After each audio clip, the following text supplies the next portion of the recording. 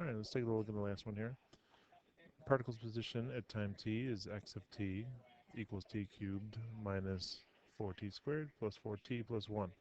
Remember, a lot of times on the AP test they'll use x of t, position on the x-axis, instead of s of t, which we see in our book a lot. Part A asks us to find the velocity at t equals 2. So remember, to find the velocity, we have to take the derivative of position. So velocity would be 3t squared minus 8t plus 4. And if we want to know the velocity at t equals 2, all we have to do is put 2 in. So 3 times 2 squared minus 8 times 2 plus 4. So we get 4 times 3 is 12 minus 16 is negative 4 plus 4 is 0. So we have a velocity of 0 at t equals 2. Alright, for part B, during what time intervals is the object moving left? Well, we need to figure out all the time when t equals 0, sorry, velocity equals 0. So those are our critical values. So we want to know when is 3t squared minus 8t plus 4 equal to 0. We can factor this, and we kind of have a clue here because remember we put 2 in and got 0 out.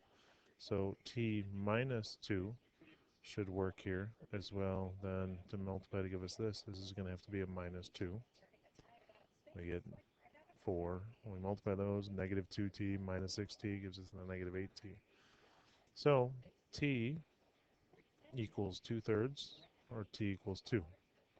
Those are the two values when the velocity is 0, so the object is no longer moving.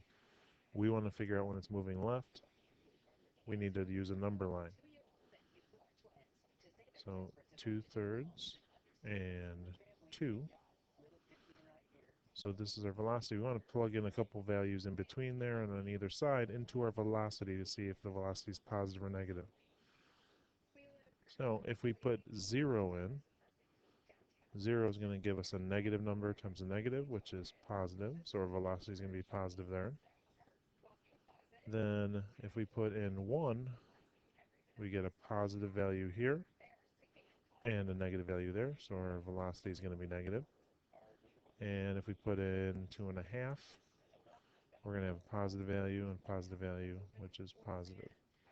So let's look back at what we're being asked. During what time intervals is the object moving left? Well, moving left would be when the velocity is negative. That's going to be from 2/3 to 2, that interval.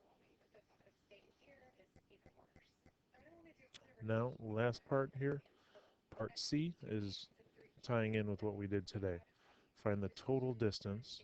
So total distance is going to be the definite integral from a to b, so in this case 0 to 3, of the absolute value of velocity. So absolute value of 3t squared minus 8t plus 4.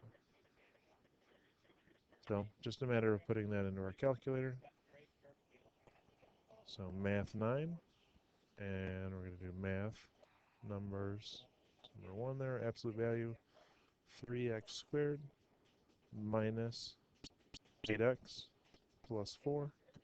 Close the parentheses for that absolute value, comma x, comma 0, comma 3.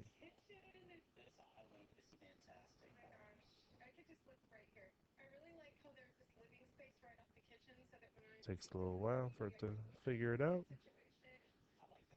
And then our total distance traveled is 5.37. See if we can change that to a fraction.